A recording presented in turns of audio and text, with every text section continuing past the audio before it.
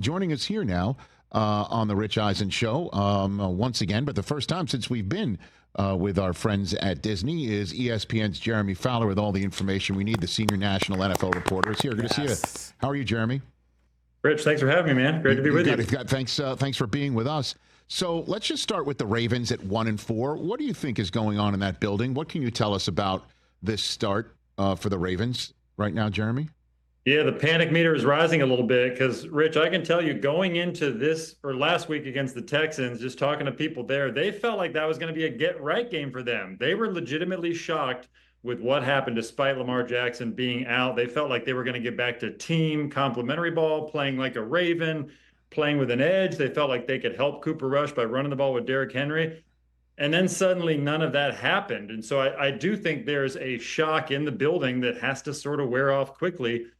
And they're trying to navigate this thing. Like, look, when Lamar Jackson's in the game in the regular season, he wins like 72% of the time. So if they can get him back, and I know he's rehabbing, he's been working in the pool, trying to loosen up that hamstring, and everything looks good behind the scenes. He's got to get back on the practice field this week. But if he's out there, they're always going to have a chance to win. But, you know, they were kind of hoping him being gone would be a chance for them to sort of galvanize themselves and play like a complete game. And now, you know, you're looking at 177 points you've given up in 5 games on defense. That's the worst clip in a 5-game stretch in Ravens history, dating back to 1996. And so right now the season's slipping away in a hurry, and I don't know what solutions they feel like they can find right now. Well, I mean, just getting whatever, I guess, voodoo doll that keeps sticking pins in their players, maybe that would be the solve. I'll be honest. I understand that, you know, coaches love their roster and their players and it's next man up mentality. But I'm a little surprised that there was a feeling that they could compete with the Texans on offense with Lamar out, and then their defense being as banged up as they are. What can you tell us about the preparedness of these guys to get back on the field on defense? That to me is, you know, if Lamar's in the pool and he's trying to get things, you know, loosened up, there's a bye the next week. So maybe you give Cooper Rush one more shot, but the defensive side of the ball is decimated, Jeremy. Yeah, and I think the issue they're having on defense, it's not just personnel, even though they're not getting enough out of it. It's not just the injuries. They just feel like they're not playing with an edge. You know, Zach Orr, defensive coordinator, and it hasn't gone well in his second year. It really didn't go well the first year, although they were able to rebound. They felt like he was always, as a player and a young coach, somebody who had a serious edge to him, a fire. You know, I look at Jacksonville, the way they played last night. They gave up yards, but they played with an edge, and that eventually led to a turnover. Baltimore is just a little lifeless right now. They know it, and they're trying to work their way out of it. It's going to take some of the leaders on that side of the ball, at least some of the leaders that are healthy, to try to get something out of it. You know, pass rush, they're not getting much. They need to kind of start there, be able to dictate terms at the line of scrimmage and just try to find a spark. But, you know, right now, like they're trying to plug whatever holes they can. You know, they bring Jair Alexander in at cornerback, Kyle Van Noy's back on the pass rush, but you know, they just don't have anything to catalyze them right now. And they feel like the energy is gone. And I think that's part of the focus right now is just trying to get that back. And then if they lose, they lose, but they at least have to play the way they have in the past. Okay, so before we move on, Lamar's in the pool trying to get things loosened up for this week. It's possible he could return before the bye, you think, Jeremy?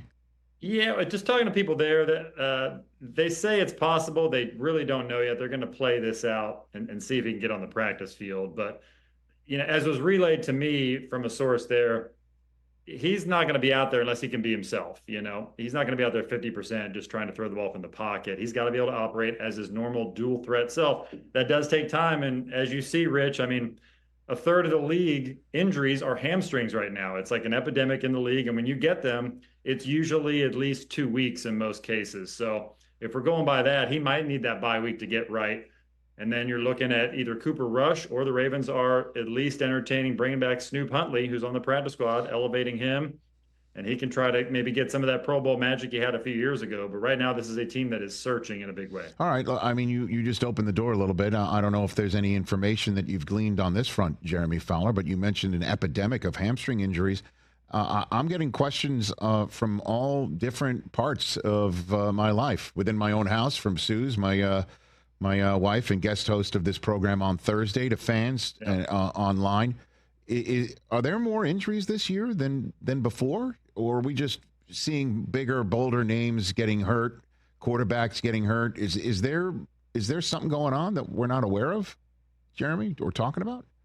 I don't think there's any sort of secret sauce there for the injury uptick. It does feel that way. I feel like every few years is worse than others, where you just get an avalanche of star players that go out. This year's pretty bad. I mean, there's no doubt. And you saw it a couple of weeks ago when 5 backup quarterbacks had to play in week 4 or whatever it was. It's not a good trend. We're going to probably have another 60 quarterbacks play this year because of injury and benchings and all that.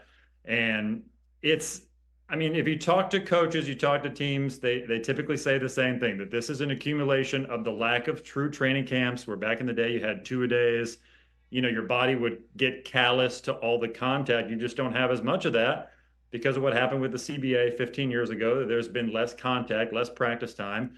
And, most people I talk to around the league believe that has had an effect on injuries, and that you kind of have to live with that, and that was a concession that the owners were willing to give up in exchange for more money, essentially. And so this is what you get. You get star players going out with injuries that you really didn't have 20, 30 years ago. Now, these athletes are more explosive than ever. I think that's why you get hamstrings and, you get calf issues and some of that. And then teams have more data. So they know if a player has a calf strain, you don't want that to lead to an Achilles. So you got to sit him down for a couple of weeks sometimes. So I think it's preventative as well, and that leads to guys being on the bench more than they would have a decade ago. Jeremy Fowler here on the Rich Eisen Show. The Bengals head coach, Zach Taylor, made it seem like the door was open to changing personnel at the quarterback spot. He talked about it in general, about we're going to look at everything personnel. What is going on in the front office of the Bengals, do you think, about the quarterback, waiting for Jake Browning of 2 years ago to show up this year? So, I've been checking around on this, Rich. I've checked with some teams that have quarterbacks that maybe could be in the trade market, or, a veteran who's not playing. The Giants come to mind. I don't think the Bengals are working the phones a lot right now at this moment. That could certainly change. It's not the Bengals style to make a big trade, particularly at a quarterback spot. It's hard to make an in-season quarterback trade because you have schemes and you have a lot of planning that goes into a quarterback getting on the field. So right now they have released Mike White off the practice squad. They could backfill with a quarterback to put on the practice squad that they could develop. There's some free agents out there like Kyle Trask, who's with the Bucks, Taylor Heineke. Otherwise, there's not a lot out there, Rich. You can look into Kirk Cousins or Russell Wilson, but it's hard to ask them to come in on a Tuesday, week 6, and start a game. So as of now, I know that, Jake Browning, last I checked, had not heard anything definitive on what's going to happen here. So everybody's sort of moving forward. It wouldn't shock me if he got one more week. We'll see. However, I could be wrong, because most of the time, as you know, when a head coach leaves the door open, he makes the change that week. So we'll see. I don't see a clear solution right now for the Bengals in another direction at this moment. What about Jameis? I mean, he's a third stringer. He's sitting there, not dressing. And he's, he is definitely prepared. And listen, man, I'm with you. It's tough to just learn a new playbook and get out there and play quarterback. I mean, Baker Mayfield did it on a 2-day stint for the Rams and won a Thursday night football game. I mean, it's kind of see ball, throw ball sometimes. Obviously, I'm oversimplifying, but why not that as a possibility? I mean, that's not a big trade either, right? It's just some sort of a draft compensation that you slide based on what he does before Burrow can come back, if at all. Yeah, if you want to get Jameis Winston, Rich, it's not going to cost you a 3rd or 4th round pick. You can do a late pick swap. I mean, you see a lot of these deals right now, they're sort of inconsequential. So if you want Jameis, you can get Jameis. And Jameis is going to get you yards. Jameis is going to get you 3 touchdowns. He's going to get you 2 interceptions, maybe 3. But at least you're going to score a little bit. And right now the Bengals can't do that. I will add, we talk about shock with the Ravens. There's equal shock in the Bengals building, because they really felt going into, week 3, when Jake Browning first started to take over for Joe Burrow when he got hurt, that this is a guy who's probably somewhere in the top 32 to 35 quarterbacks. They really did believe that. He's incredibly smart, incredibly well prepared. They're sort of shocked at what happened too. And, he just simply hasn't played well. A little bit of an uptick late in that Detroit game, but it was already out of hand. So not a lot of encouragement there. I think if they go back to him, it's simply for one more week, but Cincinnati's not, they do things differently over there. They just don't make trades just to make them. They don't pay players just because they're worth a lot. Like they do things in their own style. And that, to me, that style would signal that they sort of stay put, maybe out of practice squad quarterback that's either a free agent or on another practice squad with another team and go from there. But I would be all for the Jameis Cincinnati experience starting this week for sure. Jeremy Fowler here on the Rich Eisen Show. Let's talk about Mike McDaniel's hot seat. Is it hot? Is something going down there at 1-4, Jeremy? Well, it's moderately hot, I would say. I really think that ownership there likes Mike McDaniel a lot, and this is not something where they're looking for an excuse to move on from him right now. So, I don't expect anything at this moment this week, and I feel like they want to give him a little bit of time, but there are a lot of factors that go into that kind of situation. One of which is, is your team getting better? Is it lifeless? Are seats in the stands in Miami Gardens empty? Those are factors that could go on. If they have some home games that are pretty ugly and the fans start to turn on the team, that's when Stephen Ross could make a move. My understanding is Stephen Ross the owner has his sons involved in the process. So they could be a factor here in sort of the future of Miami and what they do. And, it's interesting with McDaniel. I believe if he doesn't still have a winning record, he's still got something close to it or around 500. Like, it's been respectable. But he's been given a team whose roster is in transition. I mean, the defense clearly lost a lot of key players that they felt would be good to move on from for the locker room's sake, but they backfilled them with players that weren't as talented. So they're not working with a team that's ready-made to win right now, at least on that side of the ball. And then you lose Tyreek Hill. So, to shoot Mike McDaniel a little bail, he's got a quarterback that can't really take a lot of hits, if at all, because of the concussion history. So there's some limitations he's working with.